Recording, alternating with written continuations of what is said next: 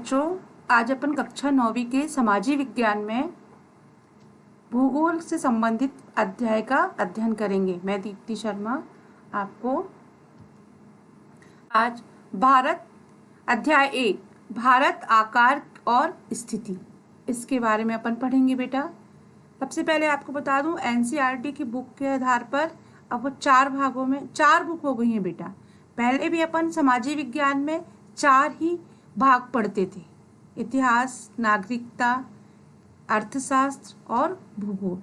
लेकिन अब इनकी बुक कैसी हो गई है बेटा? अलग अलग हो गई। तो भारत का आकार और स्थिति। भारत विश्व की प्राचीनतम सांस्कृतिक में से एक है। पिछले 5 दशकों में भारत में सामाजिक आर्थिक रूप में बहुमुखी उन्नति की है। कृषि उद्योग, तकनीकी और सर्वांगीण विकास, आर्थिक विकास के अद्भुत प्रगति हुई है। मतलब देश का विकास तेजी से बढ़ा है। भारत का विश्व इतिहास में एक महत्वपूर्ण योगदान रहा है। इसकी स्थिति पढ़ेंगे बेटा। भारत एक विशाल देश है। तो सभी को पता है बेटा कि भारत एक विशाल देश है। उत्तरी गोलार्ध में और ये उत्तरी गोलार्ध में स्थित है। इसका मुख्य भाग 8 डिग्री 4 इंच से 37 डिग्री 6 इंच उत्तर अक्षांश तक और इसके मतलब 97 डिग्री 25 पूर्वी देशांतर तक है। और इसके मध्य में क्या है बेटा? कर्क रेखा है जो 23 डिग्री 30 इंच उत्तरी से देश के लगभग 2 भागों में क्या करती है? बांटती है। भूभाग में दक्षिण पूर्व में अंडमान निकोबार द्वीप समूह, बंगाल की खाड़ी में दक्षिण पश्चिम में लक्षद्वीप समूह और अरब सागर में क्या है? स्थित है।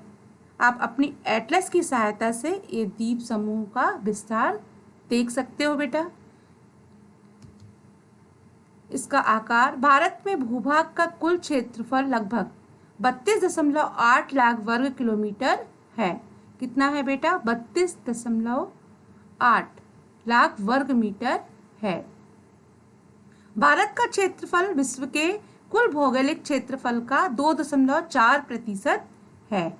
इससे स्पष्ट है कि भारत विश्व का 7वां बड़ा देश है। मतलब जो भारत विश्व जो भौगोलिक क्षेत्रफल है उसके आधार पर ये है कि भारत विश्व का 7वां बड़ा देश है। भारत की स्थल सीमा रेखा लगभग 15,200 किलोमीटर और समुद्री तट रेखा अंडमान निकोबार द्वीप समूह तथा लक्षद्वीप समूह के साथ 7,516.6 किलोमीटर है। तो थल स्थल और समुद्री स्थल दोनों। भारत के उत्तर पूर्वी सीमा पर नवीनतम बलित पर्वत हैं। मतलब भारत के उत्तर में और उत्तर पूर्व में, भारत के उत्तर पश्चिम तथा उत्तर पूर्व में कैसे पर्वत हैं? बलित पर्वत हैं। इसके दक्षिण का भूभाग उत्तर में कैसा है? चौड़ा है। 22 डिग्री उत्तरी अक्षांश से हिंद महासागर की ओर सकरा होता गया। मतलब सकरा मतलब छोटा। इसके पश्चिम में अरब सागर, पूर्व में बंगाल की खाड़ी स्थित है। आपको चित्र भी दिया है बेटा एक मैंने नीचे, उसमें दिखाया गया है एक मैप में। अक्षांश और देशांतर का विस्तार लगभग 30 डिग्री है, परंतु फिर भी पूर्व पश्चिम का विस्तार उत्तर दक्षिण के विस्तार की अपेक्षा कम प्रतीत होता है। गुजरात से अरुणाचल प्रदेश के स्थानीय समय के 2 घंटे का अंतर है। अतः 82 डिग्री 30 इंच पूर्व देशांतर रेखा को भारत की मानोत्तर माना गया है। उत्तर प्रदेश में मिर्जापुर से गुजरती है। अक्षांश का प्रभाव दक्षिण से उत्तर की ओर दिन और रात की अवधि पर पड़ता है।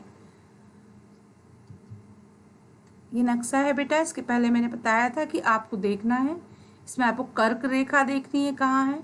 और भारतीय भूखंड एशिया महाद्वीप के पूर्व और पश्चिम के में स्थित है।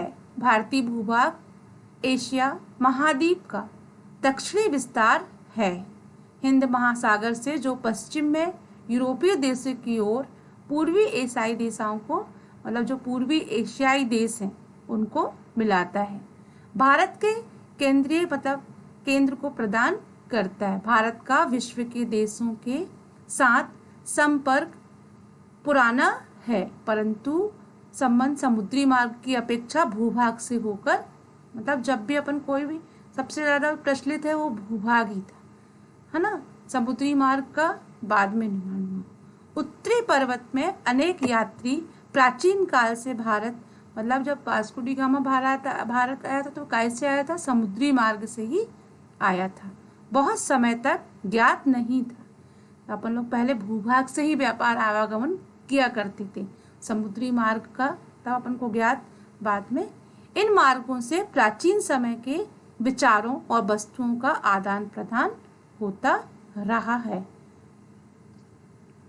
भारत का पश्चिम, मध्य और पूर्वी एशिया, दक्षिण एशिया पड़ोसी देश के साथ एक अद्भुत संपर्क रहा है। मतलब अपने संपर्क इन देशों से एशिया तथा दक्षिण एशिया पड़ोसी देशों के साथ अच्छा रहा।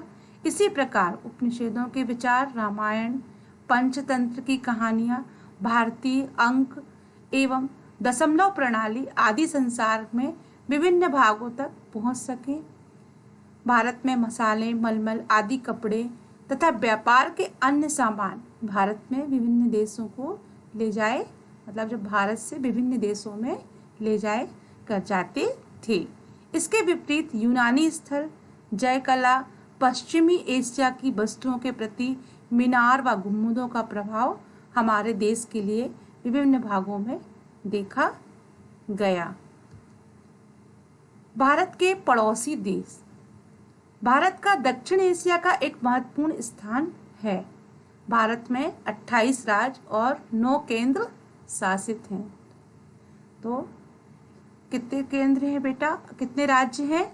28 और कितने केंद्र शासित हैं? 9। भारत की भूमि की सीमा उत्तर पश्चिम से पाकिस्तान, अफगानिस्तान के साथ उत्तर में चीन, नेपाल और भूटान के साथ, पूर्व में म्यांमार और बांग्लादेश के साथ, दक्षिण में समुद्र पार हमारे पड़ोसी 2 द्वीप समूह राष्ट्र श्रीलंका और मालदीव हैं। भारत और श्रीलंका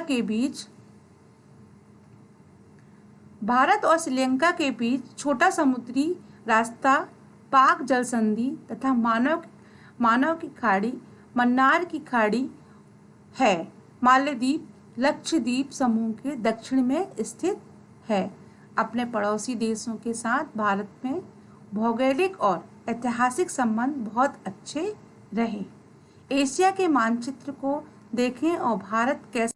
आपके लिए गृह कार्य है बच्चों, भारत के किन राज्यों से कर्क रेखा गुजरती है और उनके नाम बताइए।